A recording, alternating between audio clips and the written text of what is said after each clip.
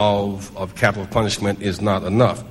I would make the case that if we end easy access to guns and stop glorifying murder as a solution on TV, that we begin to move toward creating within our society a new sense of humanity and new values. Our youth by age 15 have seen 18,000 hours of television. They've seen almost 500,000 problems resolved with murder. They think that revenge and retaliation is acceptable.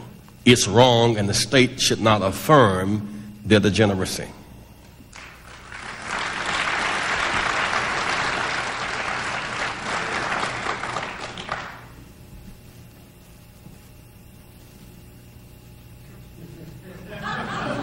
My dear, excuse me. I'm sorry. I was lost in contemplation of what you said. Well, it's a bit depressing since I'd taken so much care to say that I don't think that the method of execution is an argument against capital punishment, to be taken up on it even in a strangulated endnote from the holder of the electric chair of jurisprudence or whatever the hell it turns out to be.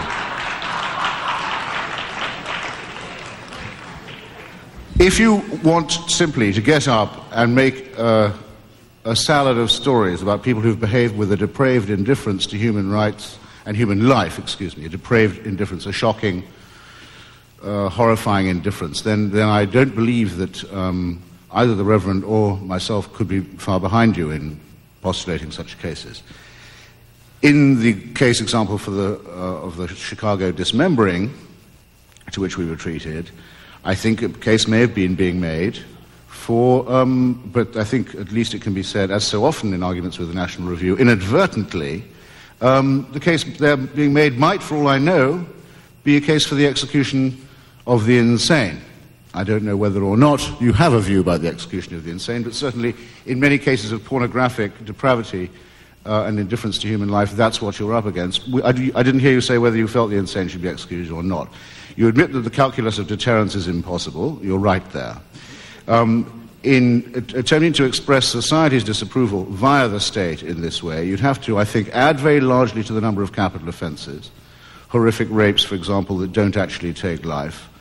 You'd have to try and think about how to execute people preemptively, how to pick out the people likely to kill or kill again and do that. And you'd have to very substantially lower the age at which the state could send someone to the chair or the gas chamber or the guillotine. Now, of course, in the societies of Western and Southern Europe, where this penalty was until recently enforced, all those things did happen all the time. They did execute children, they did execute the insane, they did execute people preemptively, and they vastly increased the number of offences for which someone could be executed. And it was the very confrontation with that diminishing return, with the complete non sequitur of capital punishment as an answer to murder, with the the disconnection between the problem of depravity and murder and the supposed solution, that all these societies disencumbered themselves. These were not sentimental countries either. Portugal and Spain are not sentimental countries when it comes to violence. Germany doesn't do it. Hungary doesn't do it. Even the British, for whom it attained something like the status of a national fetish, finally were able to break themselves of the habit. Why is it that in these United States, now I think I know why the conservatives, who always know when and when not to oppose big government, the reason they behave like this, I conclude, is that their attachment to this fetish is deep-rooted in a way they didn't quite succeed in justifying to us. It means something to them in the preservation of their authority, and it gives me an additional reason for wishing to see them stripped of it. Thank you.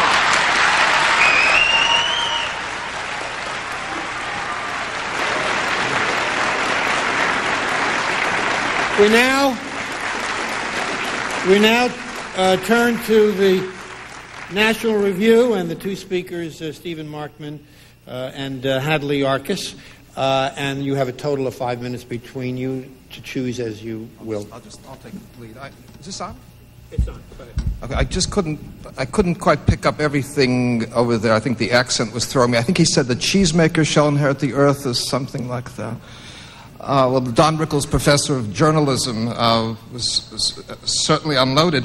But I think that this is almost like debating the Tonight Show, that I don't think our colleagues really meant to encounter us or to address the kinds of arguments that we were raising, and it doesn't sound like the world that the rest of us inhabit. Let me just go back for a moment. In the days of Cicero, in Rome, there were no police. People had bodyguards. We took it as a moral evolution to bring ourselves to the point of saying that the right of an infirm person, an older person, to be protected in the street would not depend on her capacity to summon physical force against the aggressors.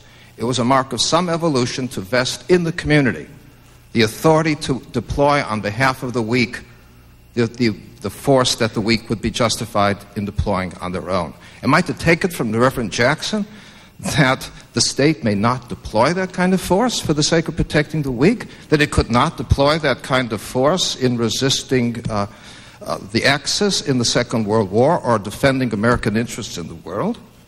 But we talk about the state and the power of the state. I just have to remind you that there was another part of that concern about creating authority on the part of the state to deploy force, and that went hand in hand with the withdrawal of private right to violence for private reasons. Now, again, the Reverend just very nicely sidesteps the point I was making, but we have this curious situation. While he thinks it's deeply wrong for the state to take life, he would apparently acquiesce in this policy of creating a private right to use violence and to take lives for reasons that need not rise above convenience, with 1.3 million abortions each year.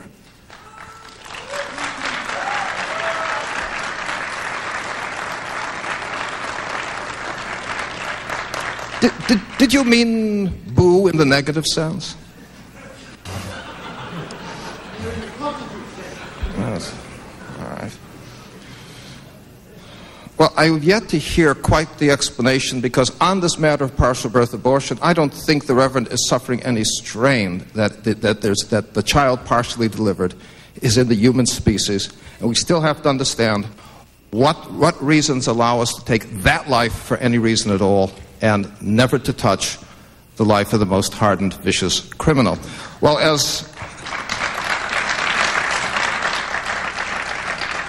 we'll wait. We'll see if there's an answer. But I guess, as a former colleague of mine used to say, we may discover that we have principles we haven't even used yet. I guess I would repeat my question to my distinguished colleagues on the other side, and that is, if it were proven beyond a purview of doubt that each execution deterred 20, 10, 5, 1, 100 murders, would that make any difference whatsoever to you? With respect to Reverend Jackson's suggestion that this is a racist penalty, and this is also a theme that runs through his book, which I did find a very interesting and in many respects a thoughtful book, I would point out a few statistics. Number one, since the death penalty was reinstituted, 47% of all murders in the United States have been committed by blacks, 38% by whites. Notwithstanding that fact, 56% of all those executed have been whites and 38% blacks. Whites are executed on average 15 months earlier than our blacks. 12 out of every 1,000 blacks who commit murders are administered the death penalty, 16 out of every 1,000 whites. The statistics go on and on and on. One can legitimately argue against the death penalty, but to suggest that there's any evidence whatsoever to support the idea that the death penalty is administered in a racist way is just absent. The more sophisticated argument raised by my distinguished colleagues is that, no, it's not the race of the killer that makes a difference, because the statistics are, as I've just suggested, but it's the race of the victim. And they point to statistics showing that a disproportionate number of capital penalty cases involve white victims. This results from another statistical factor, however, which they also gloss over, and that is the fact that blacks commit approximately 8 times as many murders of whites as whites commit of blacks, and there are 24 times as many interracial murders committed by blacks as by whites. And when you're talking about that kind of black on white or white on black murder, the strength